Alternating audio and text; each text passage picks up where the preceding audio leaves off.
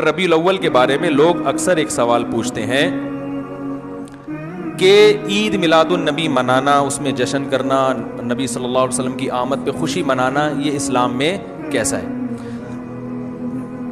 ہم رسول اللہ صلی اللہ علیہ وسلم کی سیرت دیکھتے ہیں. پہلی بات تو یہ کہ 12 ربیع الاول نبی کا یوم ولادت ہے، اس پر کوئی صحیح روایت موجود نہیں ہے. اگر ہے تو بھائی کوئی دکھا دے، بھائی یہ روایت ہے، اس کے یہ راوی ہیں، سارے ثقہ راوی ہیں، ایسی کوئی روایت موجود نہیں ہے. اور اس کی وجہ یہی ہے کہ اللہ تعالیٰ نے اپنے نبی کی ولادت کے دن کو امت سے چھپا لیا ہے تاکہ اس میں خرافات، کیونکہ پچھلی امتوں نے کیا نا اپنے انبیاء کی ولادتوں کے دن کے ساتھ. لیکن اگر فرض کر لیں، لوگ بحث کرتے ہیں نہیں جی فلاں نے لکھا ہے تو فلاں نے لکھا ہے، چلو مان لیا کہ 12 ربیع الاول نبی کا یوم ولادت ہے، تو ہمیں رسول اللہ صلی اللہ علیہ وسلم کی سیرت میں یوم ولادت پہ کیا کرنا ملتا ہے؟ احادیث صحیحہ سے صحیح حدیث ہے کہ نبی صلی اللہ علیہ وسلم پیر کے دن کا روزہ رکھتے تھے. صحابہ نے پوچھا کیوں؟ آپ نے فرمایا یہ میرا یوم ولادت، پیر کو آپ پیدا ہوئے. اب دیکھو، پیر کو نبی نے روزہ رکھ کے یہ بتا دیا کہ اس میں عید کا تصور نہیں ہے، کیونکہ عید اور روزہ جمع بولنا پڑے گا آپ لوگوں کو، جمع نہیں ہو سکتا. اب اس کو سیلیبریٹ نہیں کیا جا سکتا. جس دن روزہ ہو جائے گا نا، اب وہ سیلیبریٹ کرنا اس کو ممکن ہے ہی نہیں، اس میں جشن کا تصور ہی ختم ہو گیا. جو ہماری عیدیں ہیں ان میں روزہ رکھنا جائز ہے؟ عید الفطر کو کوئی روزہ رکھے؟ بولو بھائی. اگر جس دن روزہ رکھا وہ عید نہیں ہو سکتی، جو عید ہے وہ روزے کا دن. کیا خیال ہے؟ عید اور روزہ ایک دوسرے کے کیا ہیں؟ اپوزٹ. کیونکہ عید ایک خوشی کا دن ہے اور اس کو سیلیبریٹ کرنا ہے. تو سیلیبریٹ جو کیا جاتا ہے کھا پی کے کیا جاتا ہے یا بھوکا رہ کے کیا جاتا ہے؟ دیکھو، آپ کے بچے کا امتحان میں پاس ہو گیا اچھے نمبروں سے، بہت خوش ہیں آپ نے تمام رشتہ داروں کو فون کیا، بھائی میرا بچہ 100 نمبروں سے پاس ہوا ہے، میں بہت خوش ہوں اور میں اب جشن مناؤں گا، ایک سیلیبریٹ کروں گا اس کو. بھائی کیسے کریں گے؟ بھائی آپ تمام لوگوں سے گزارش ہے کہ صبح کا ناشتہ بھی چھوڑ دیں اور کل دوپہر کا کھانا بھی چھوڑ دیں. ہاں بھائی، یہ کیا ہو گیا بھائی؟ یہ خوشی ہے یا کوئی غم ہے بھائی؟ روزہ کوئی غم کی علامت نہیں ہے، لیکن خوشی بھی نہیں ہے. خوشی کا مطلب خوشی کو سیلیبریٹ کرنا نہیں ہے، منانا. خوش ہونا ایک الگ چیز ہے، خوشی منانا. بھائی خوش ہونے پر تو ہم بھی کوئی پابندی نہیں لگا رہے کہ آپ 12 ربیع الاول کو خوش ہو جائیں. مسئلہ ہے خوشی منانا. منانے کا صرف عید کو خوش ہونے پر کبھی بھی نہیں منائی جائے گی، صرف عید کے دن یا کوئی خوش یعنی یہ کوئی کھانا کھلا کے. تو آپ کے بچہ 100 نمبروں سے پاس ہوا، آپ نے کہا کہ ہم خوشی منائیں گے. بھائی کیسے منائیں گے؟ آپ بھی کھانا چھوڑ دیں اور ہم بھی کھانا لے. بھائی وہ کہیں گے بھائی پہلے ہم اس طرح تو ہوگا کہ آج ہم زیادہ کھائیں گے، اس طرح تو منائی جاتی ہے.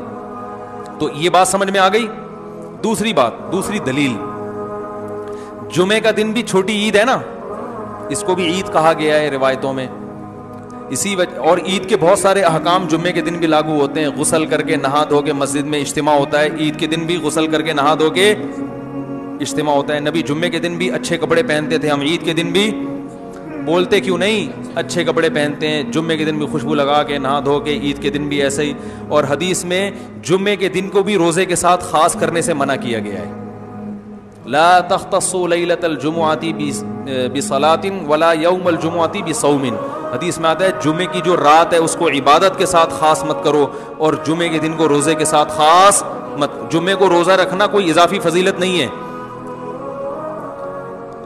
ویسے جائز ہے روزہ رکھنا کہ آپ کی چھٹی جمعے کو ہوتی ہے اس لیے رکھ لیا تو ایک الگ بات ہے، لیکن اس کو خاص فضیلت دے کے رکھنا تو یہ مکمل عید تو نہیں ہے. اس میں عید کا لک بہرحال بولو بھائی ہے.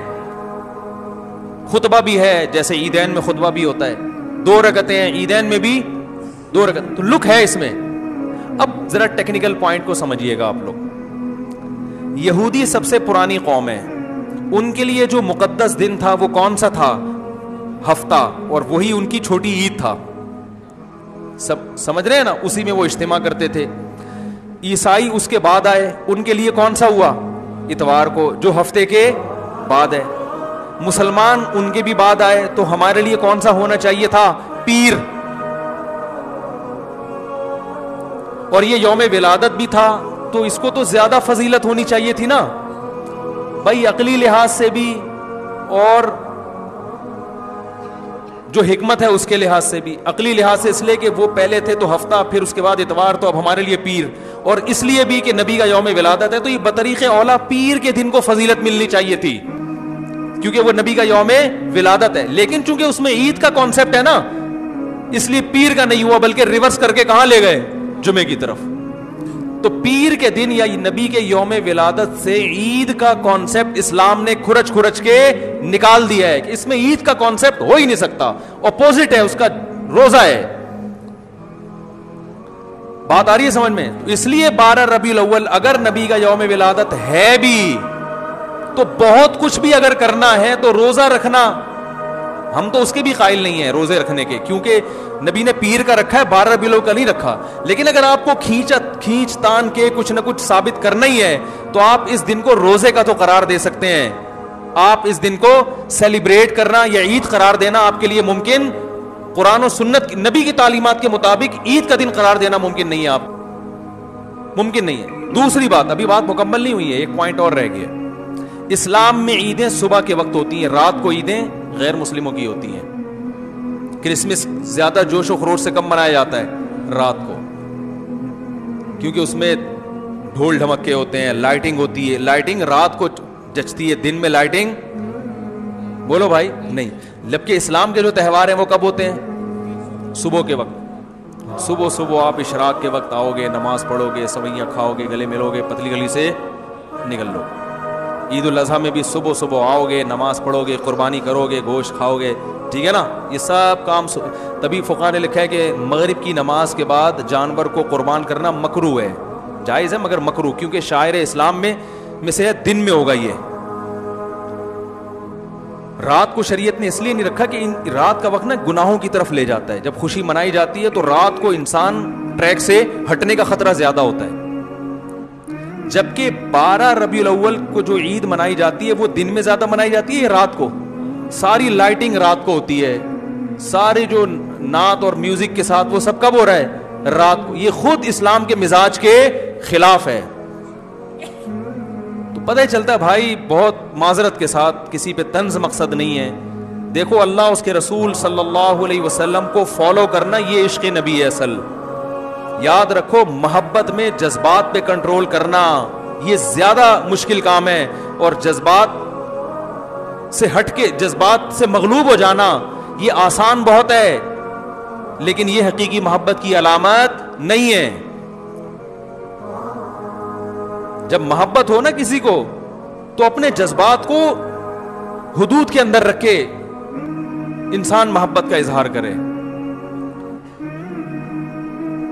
اپنے جذبات کو غالب کر لینا, نبی کا عشق ہر مسلمان کو ہے, ہر ایک کا دل چاہتا ہے یہ کرے یوں کرے نبی کی یاد میں, لیکن آپ اپنے اس جذبات پہ کنٹرول کریں. بولے بھائی رسول اللہ صلی اللہ علیہ وسلم کی جو اطاعت ہے وہ پہلے ہے, اپنے جذبات